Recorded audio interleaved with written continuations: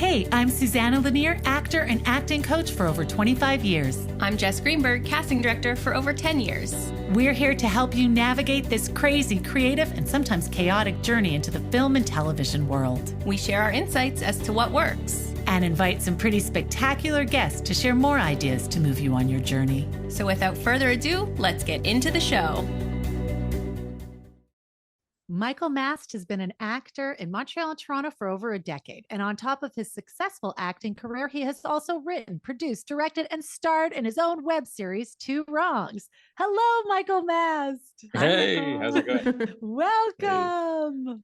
Nice to chat with you. Yes, we're happy to have you. Yeah, thank you for being here. My pleasure. So yeah, usually how we get started is we ask our guests a bit of their origin story. So how and when did they get started in acting and in this beautiful industry? It's a beautiful, complicated industry. Yeah, I've been acting, I'd say, for probably about 12 years.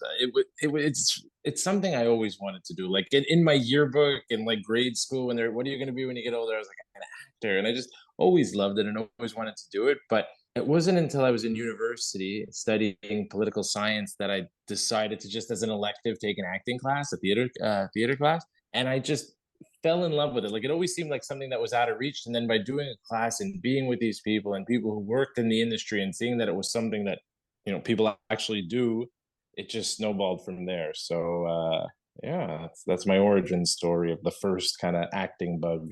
Cool. So Amazing. how did you pursue acting like from that one theater class? Because then working professionally in the industry, I feel like it's actually so different. Yeah, definitely. It was a long road. I remember any kind of search I could find, any audition on Craigslist, on Facebook, or whatever was happening at the time, I would go to. And I kind of lived this secret life at the beginning of it. It was like I was in school for political science. I didn't think acting was in reach. And then, I was like, I'll do an audition for this student film. I'll do a short film. I'll take this class. And then you meet people and they kind of bring you into the fold and you just learn and it snowballs. And then I remember at one point I was like, okay, I'm moving to Toronto to pursue this professionally. And I did that when I was probably about 21, 22, got an age, got my first agent, went to professional auditions, booked some non-union stuff. And I just loved it ever since. So it was never a part of my life where I'm like, oh, I'll stop doing this. Or if by like 30, I'm not doing X. It's like, no, I'll do this my whole life. And I hope for the best. And I'm happy with whatever I get. And I'll work hard towards whatever I could get as well. That's amazing. So it's like really just a passion that you do have a full-time job, but this is something that you just maintain because out of pure enjoyment of it. Well, it's even more so that it's like the full-time job is just to support me while I'm acting. I always made a pact with myself that I'm like, if ever the decision comes that I could do, it becomes like it has to be one or the other. It's always acting that's going to take the priority. So, I'm ready to walk away from whatever I need to pursue this career. And other jobs come and go, but this is what I've like dedicated my life to, and this is where I find my joy and all that. So even though Toronto was a little bit ago, do you see any differences between the two cities and how things are done? When I was in Toronto, there was a lot more actors.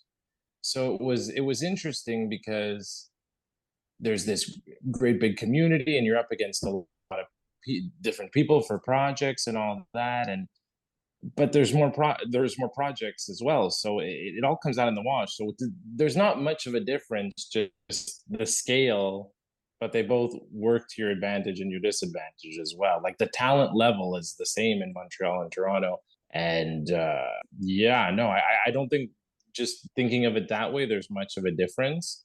It's all relative.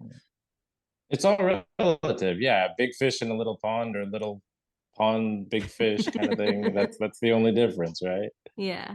Okay. And so you somewhat recently produced your own web series called Two Wrongs. Can you tell us like how you came up with the idea and how you decided to take action and move forward with it? Yeah, so acting, number one passion, love it. Gonna do it my whole life, always like the thing I'm committed to. But there's a lot of time where you're not acting. Like in our industry, in our country, our city, if you're on set 20 days a year, you had a good year. Like you booked maybe 10, 15 projects, lots of them are 2 days, 1 day stuff. So if you're on set, like, yeah, like we said, like 20 days, that's a lot. So what do you do in between?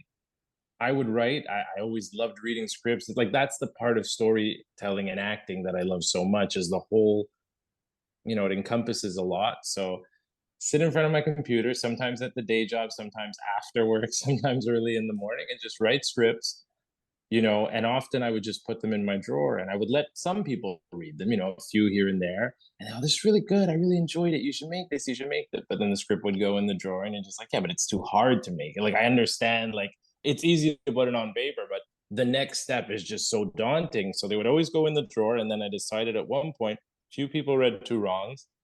They were into it. They got some laughs. They wanted to know what happens next.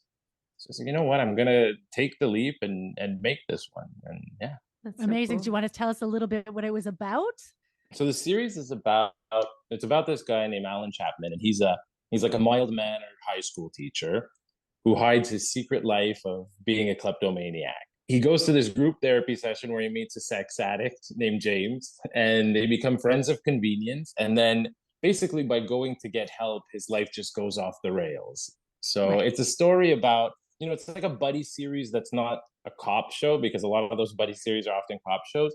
And it's about like the highs and the lows and the guilt of addiction. And, it's funny. And it's like about these people who live their lives in performance mode all the time, where you're always pretending to be something that you're not. And kind of comedy and hijinks ensues. And so how did you come up with this story? Most actors, when they write, often they write stories that they've been through or stories that are very much resonate with them. And I know you're not a thief. Do you, Suzanne? I've known you for a while, Michael, and I know you're not a thief. So I thought I loved Two Wrongs. I was part of it. Thank you for Jess and I were both part of it. And we're so happy to have been part of it. And we both really enjoyed it. It's a great show. But why that idea? Like, how did you come up with that idea? What resonated with you about kleptomania or whatever that you wanted to tell that story? Well, I have a confession. No, I'm not a kleptomaniac. I guess I think I was watching a lot of Breaking Bad. I was watching Barry. I was watching a lot of these shows that's a common theme we see, where it's the secret life of somebody. And I always Right. found that so interesting. And I don't know, it was just like how to tell a story about addiction. And I didn't want to do it about drugs. And, that's a heavy, very heavy kind of theme and story. But I'm like, oh, there's a little bit of comedy to be held with a kleptomaniac and a sex addict. And it could Yes. kind of work. Yeah, exactly. So it could kind of work in the sense of we could find comedy in there, and there's a well to go to for future episodes. Right. Yeah, so it was just thinking about what kind of secret life could these people have that would work in a story for a dark comedy. And then it just kind of came about. And Right. And so what were some of your biggest challenges self-producing? oof, there I were remember so many. I want to know what it was like, what you thought the process, because I remember, because I knew you through the whole process. So, and it was funny, because I thought there's a way people start full of hope and dreams, and then it's like it's hard, it's fun, and it's satisfying, but it's hard. So, why don't you share some of the highs and lows? Oh, it was like so difficult to get it going, but I'm so proud of it in the end too. But like I would speak to the first step, like I said I would write stuff and then you put it in the drawer and then you kind of never see it again. But I said, you know what you got to do, Michael, to make this difference is you've got to put it out there. You got to create a post on Facebook. I'm looking for a DP. I'm looking for, so that now it becomes something and it's in other people's hands as well. And people hold you accountable. I think that's so important. And it made all the difference, because a lot of time you sit there and you think, okay, well, when it's perfect, I'll put it out into the world. But I'm like, no, now it's the time, put it out into the world. And I did that. And then, I met with some people and I met with a producer and I met with people who were interested in doing the project, who liked the script. And at the kind of 11th hour, stuff would start falling through, and I'd become neurotic because, I'm investing my own money. It's so much time. I've pulled in favors from everybody I know. And now I can't just go back and say, oh, well, all that you have ready for me to help me out, this location or whatnot, these people who are going to show up, forget it. So it just becomes about doing everything that you could possibly do yourself, and you just gotta pull up your pants. And the thought of getting a location and walking into a store, and I just felt like such a phony. And I was like, okay, but we need a convenience store, and I need a convenience store that sort of looks like this. Okay, look online for a convenience store. And then I'm like, okay, I'm gonna show up and I'm gonna say hi, I'm from a movie production and I'm looking to, but I don't have much money. And I just gonna look professional. I'm gonna hold a binder and dress very well and pretend like I'm not the only person who's like, I'm directing it, I'm starring and I wrote it. I'm like, yeah, Location scout. yeah.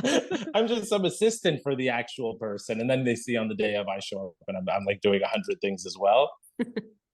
But it worked. I mean, it's amazing how when you try and you do those things, people are just ready to get on board and they see your passion, and friends are ready to help. And yeah, it all sort of comes together with a lot of hard work.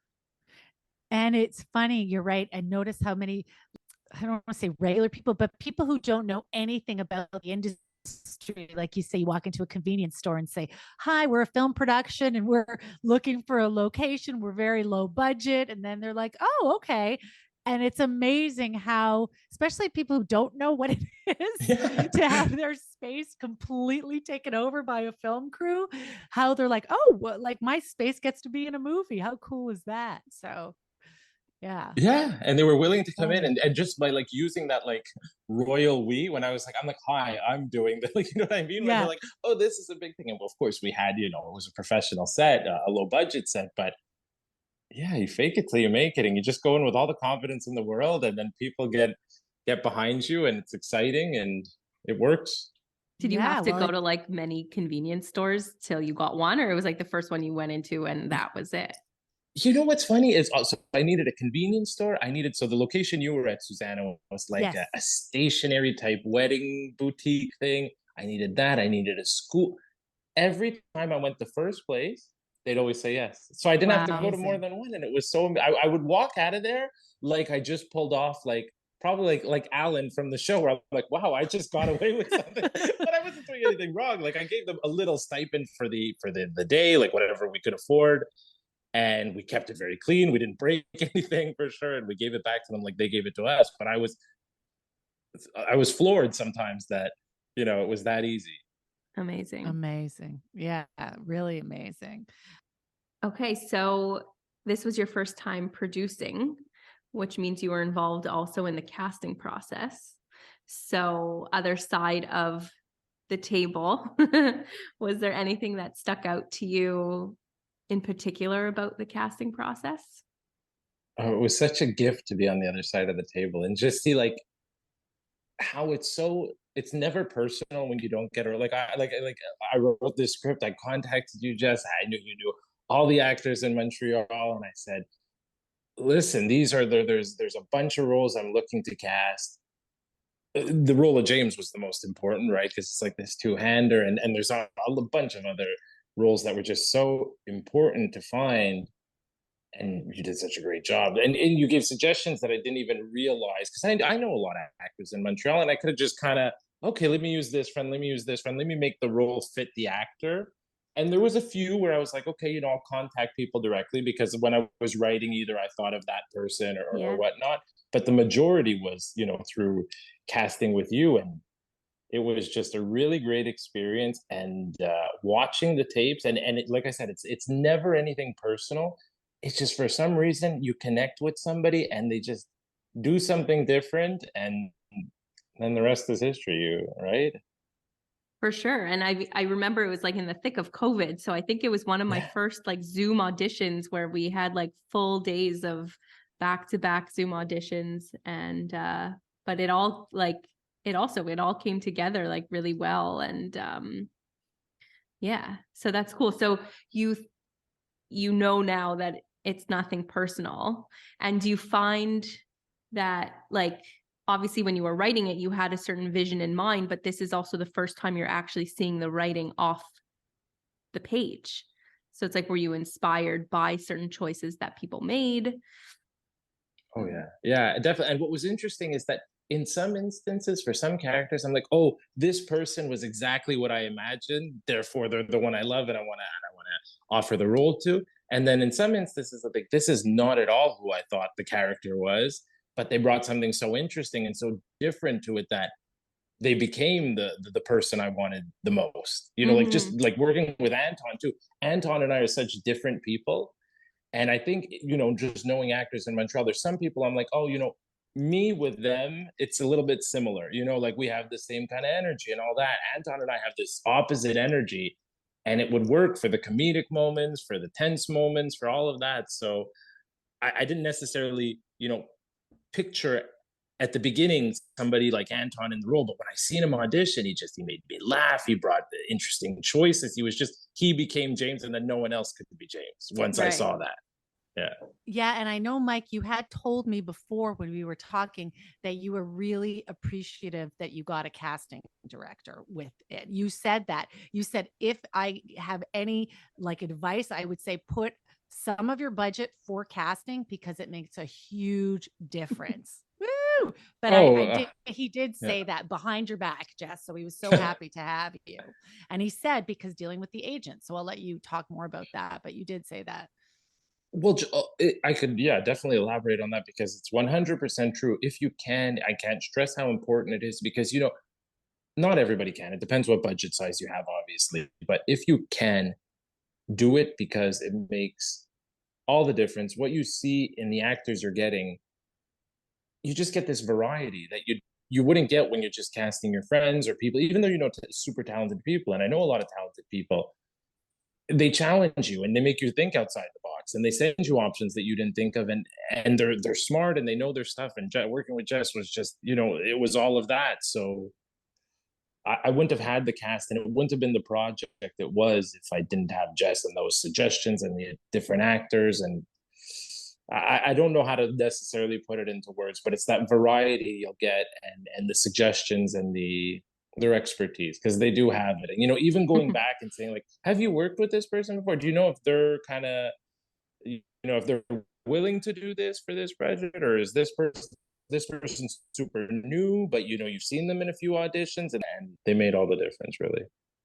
Yeah, well, you did say that, but you also said, on top of obviously having your expertise and your ideas and having someone who knows the business tell you, give you advice, which is super helpful. You also said it legitimizes your project when you send it out to the agents. You said all of a sudden, if a casting director's name's associated with your project, the agents take it a lot more serious than if it's just an independent person trying to get people part of their project. So you get so many more options of people by having a casting director associated with your project.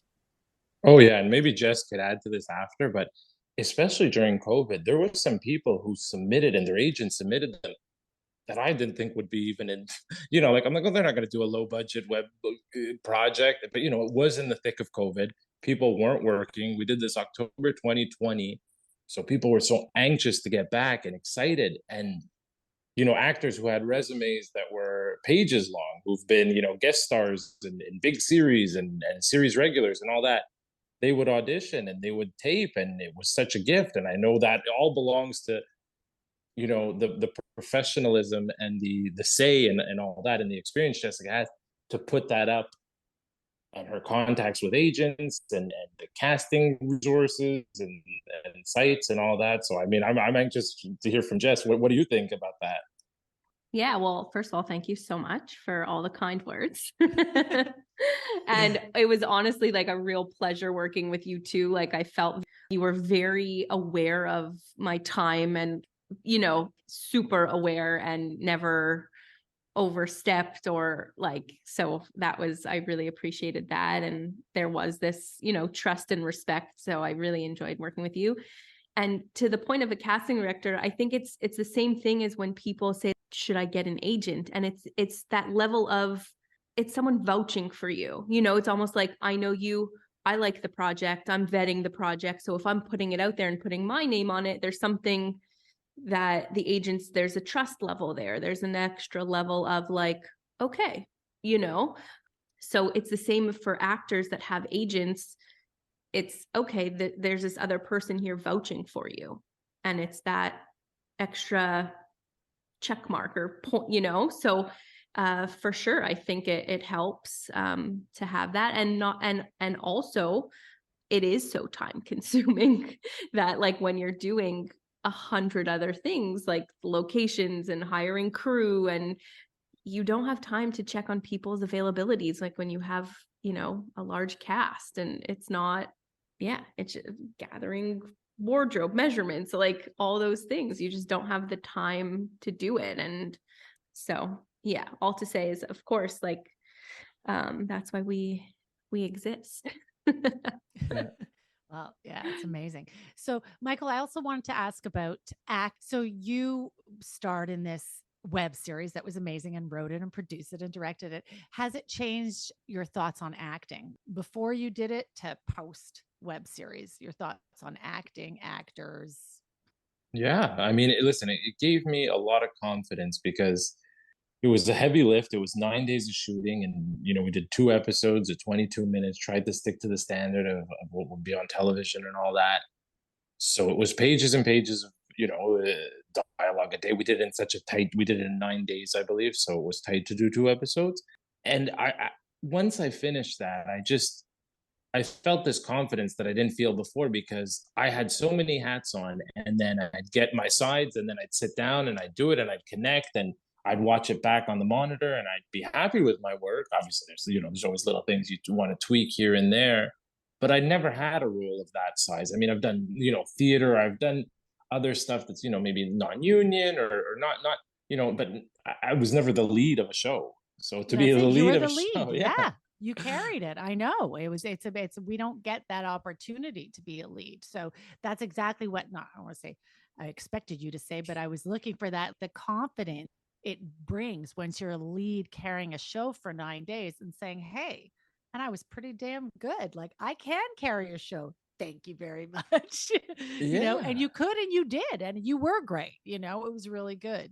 Thank you. So how has like your mindset changed given like this confidence that you have now from creating your own work going into different auditions and projects? Oh, it's totally changed. It's the best thing you could give yourself is that confidence when you're busy, and knowing that you don't need an audition and you don't need a role. You're not desperate, and just you have a different energy when you're in there. And it's just, I had I had the I don't know if it's coincidence or if putting in the work, but I had the best acting year of my life after I did Two Wrongs. And I don't know what switches in your mind frame, but you're like, I got a lot to do, and and I have a lot of priorities, and you always book when you're busy and when you're not just desperate for something. So do yourself a favor, make your own work. Don't wait for it, because it comes across in the auditions, I find. Yeah, and I find that's very law of attraction too, right? When you're not to get too woo woo, although I do get woo woo once in a while, but that when you're busy, you just attract more of that, right? And when you're feeling desperate, you attract more of that. So when you're busy and you're working and you're a lead, then that's, I do think that the reason you had the best year of your life after you shot that was because of that confidence and that energy that you brought into that audition room, and that's why you got more of it. Yeah, and it's like Yeah. Bryan Cranston, I think he says it. He's like, you're there to do a job, not get a job. And you Yeah. do that. That is exactly the type of mind frame you have when you're busy and you're working. You're like, hi, I'm here to do a job. I hope you like it. I don't really care if you don't like it. This is how I would do the role. And if you want me, that's great. If not, I have 10 other things that I'm working on. Yeah.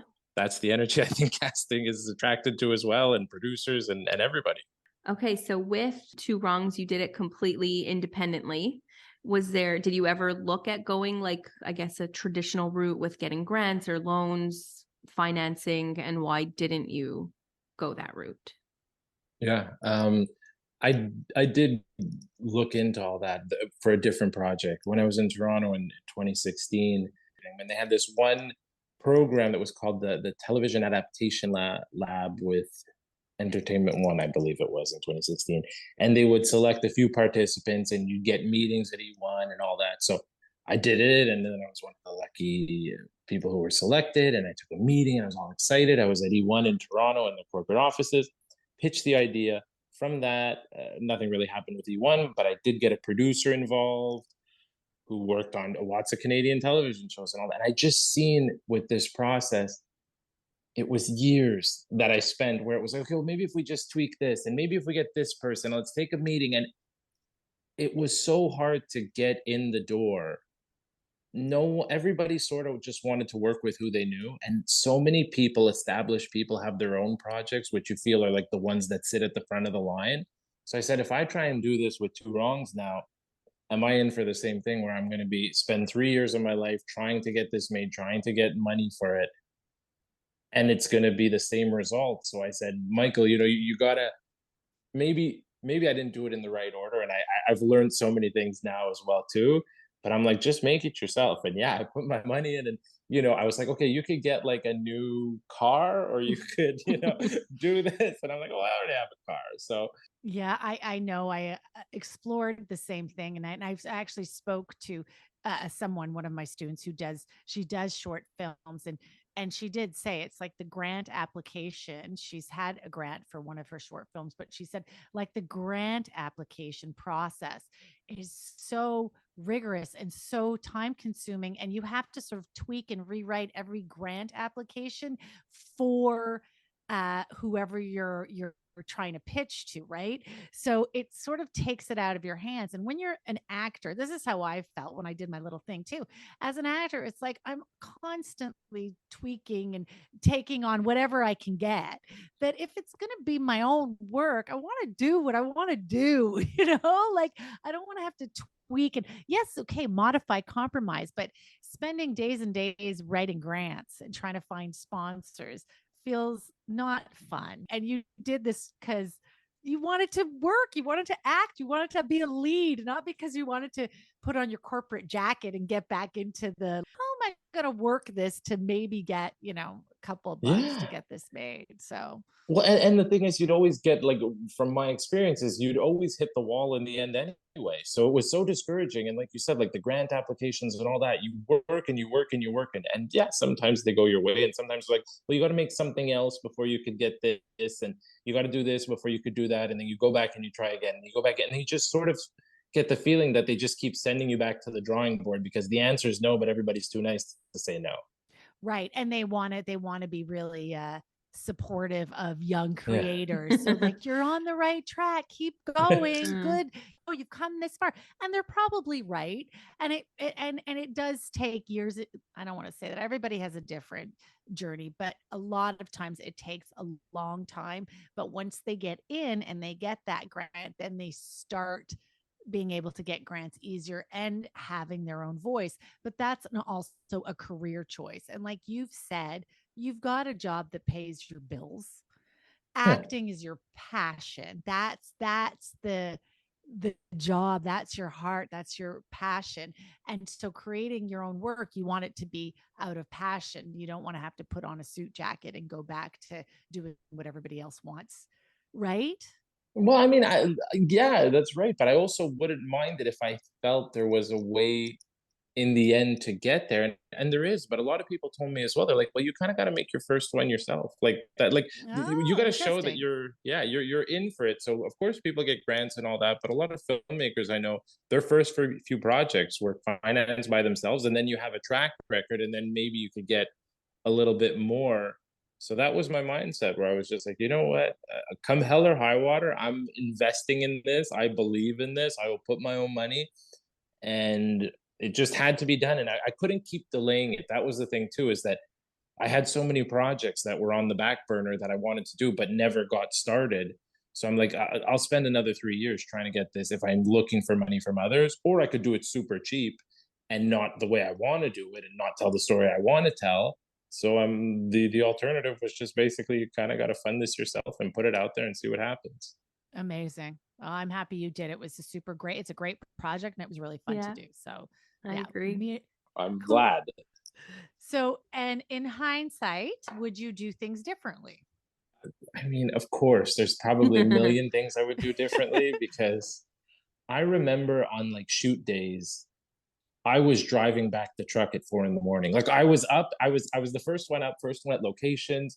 I was printing the sides. Sometimes I would do help with costumes. Like we had, I wouldn't say a full crew. I mean, we probably crew of about 20 people, but even 20 people, like, it seems like a lot because, maybe if you've done smaller projects or but 20 people wasn't enough, you know what I mean? So There's tons to do. Yeah. catering, all that stuff, somebody has to do it. So yeah, I was exhausted. I was putting in 100%. And after those 9 days, I just, fell on the couch and slept probably for a week. And so there's probably 100 different little things I could have tweaked where I could have given responsibility here or there. But in the end, I'm happy about it. Like the regrets are small. Like they're not big regrets. They're Yeah. just kind of like, oh, you could do this differently. You learn. You live and you learn. So I feel like the fact that you have like this great finished product, that's all that matters. yeah, It's, do you think do you think COVID helped give you this push to do it? Was there a different mindset of, I it seemed think like a so. perfect opening to get Yeah, it done. a perfect opening and the craziest, stupidest thing at the same time. Like you're 100% right. Everybody was sitting at home. Nothing was reopening. This was October 2020. And so the first shutdown happened, and now slowly, slowly, maybe one or two productions were happening. But it was also mid-October. And I think like we know what happened, right? It's like the summer, everybody's like, oh, okay, we could go out, we could do that. And then I remember a week before I started to hear there was always new, different changing rules about distancing and how long you could leave your masks off, and you could, and we had a Curfew. COVID, yeah, curfews. We had a COVID compliance officer. We had all the masks, we had the hand sanitizers, we had the face shields, we got all this PPE, and we just did our best, and people were good about it. No one was complaining, no one got sick, no, and I was sure that, oh, if one person gets this whole thing is done, this investment is out the window. And we pulled it off. So that in and of itself is such a feat, right? Yeah. Yeah. Yeah. Amazing. That's so cool. And so, what advice would you give for people who want to start their own projects? The most important advice you could give is just to do it. And I know it's the simplest thing in the world, and everybody's like, yeah, yeah, okay, that makes sense. But like I said, when you put it out on Facebook that you're looking for, DP, or you're looking for a location or something, like then it becomes real. And you can't keep waiting for it to be perfect before you start. It's got to be good, and then you got to start, and you got to do it. And what it'll give you is so much more than you expect, because it's not necessarily like Jess said, the finished product. I'm happy with it. I worked with amazing people, but by doing, it's like watering a garden or something. And I think we've said this analogy before. Like you have this garden and you water it, and you don't know what seed's going to pop up, but just by watering it, something's going to pop up. So, Something's going to happen. Yeah. and you got it. Yeah, yeah. So just do it. I mean, find whatever means you can. Write it down. What you have. You have, your apartment. Okay, you could only shoot in your apartment, but you have more than you think you do too, right? Like go to the go to the convenience store and ask them if you could shoot. If you have this great idea, find a couple of friends if they could put in a little bit of money, because it's not by waiting and trying to come up with the perfect project that you're going to make something great. It's by doing 3, 4, 5, 6 of them in a row that they're going to get better. Yeah. I totally agree. That's exactly what I said. Like start.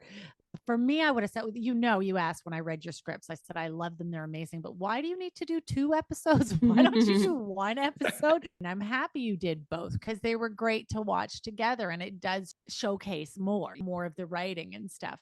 But Yeah. that was when Michael asked me my thoughts. I was like, well, why 2? And one thing you have to be good at is pulling favors, because you're going to need a lot of Oh, yeah. favors. So you do have to ask people, can you help me with this? Can you help me with that? Can you help me with this? And then I say, yeah, if you're shooting in your apartment, keep it, try to keep it tight. But like you said, you asked the dépanneur guy and he was okay. And you asked, the other store and they were okay. And so you also can ask people for favors, and most people are happy to help. Yeah, in my mind, I'm always worried that people are going to be like, "Oh, what is he like?" Like I have this, maybe I'm in the wrong profession as an actor. Of like, you always think people are going to think the worst, or you think they're going to judge you, or stuff like that. But most of the time, everybody who you get involved in your project, if you're passionate, if you're a nice person, and you know what you're talking about, they want to be involved too. There's so many people, and that goes not just for actors, that's crew too. I mean, there are so many people who want to work on. You're a gaffer on a set. Well, maybe you want to be a DP. Like everybody wants to get to a different stage in their career and wants to build on it, and they're not getting the opportunities easily. Like same thing for us. So Mm-hmm. put it out there, and people will want to work with you. Yeah. So true. Amazing. And if you don't ask, the answer is no. So Yeah. might as well ask. Tell us what the plans are for Two Wrongs. So the plan, so we did the private screening for the group. That was a lot of fun. The editing process took a little bit of time, and I put it out. So now it went to a few festivals. Last year we were in Atlanta at a film festival, and that was really fun to see. Because when you show it to people, that's one thing, right? People are generally nicer to you to people but to a group of strangers, and it got a good reaction there. I released a trailer recently as well too that got some good reactions. We're excited about it. What I spoke about a little bit at the beginning, when it's like, the general traditional route is you come up with an idea, you get a producer, they give their input, the producer gets a broadcaster, the broadcaster puts their input, it goes back, it goes to the net, and then the finished product comes about. That's what I'm seeing often happen when I reach out to the broadcasters or whatnot. Now it's like, well, you got to come to us at the beginning so that we could be involved from the beginning. Right. It's such a Right. catch 22. Finished products, you're not going to be able to sell it because they want to be involved from the beginning. But they also, to show that you have a track record, if you want to be a lead in a series and things like that, you need to show that you can pull it off by having something that's already made. Mm-hmm. Exactly. It's that catch 22 that we spoke about in the beginning, where they're like, oh, well, you're new, so we can't really make this project or whatnot. And then it's, oh, you made this project, but we don't want finished products. We want new products, but we don't want it from new people. It's very difficult industry, and there's a lot of gatekeepers. So for now, though, are you going to release it? Like, are you going to put it on YouTube, or are you going to do you have that, or do you want to still hold on to it and see what you can do with it? I'm thinking by the spring, it'll be on the web probably. And, Okay. maybe the format, because it's in 22 episodes, it's 2 episodes of 22 minutes. And I'm just trying to think of how the best way to put that online, more in a web series format. Sometimes the long form on, places like YouTube or other online platforms, it's better maybe to break those down. So yeah, just kind of thinking about that, and hopefully by spring of 2023 it'll be available for people to watch. Amazing. Cool. Yeah, amazing. And so do you have any other projects in the works?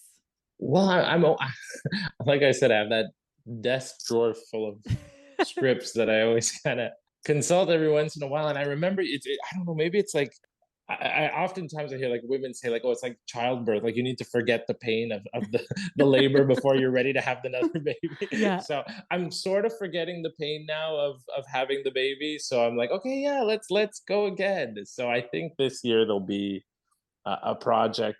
Right now I'm wondering if it's going to be short film or something else, but definitely in 2023 get back behind and maybe in front of the camera. Cool. Amazing. So we have to wait. We have to wait to see what's in the pipeline. Yeah, it'll come. Something will be ready. I'll let everybody know shortly.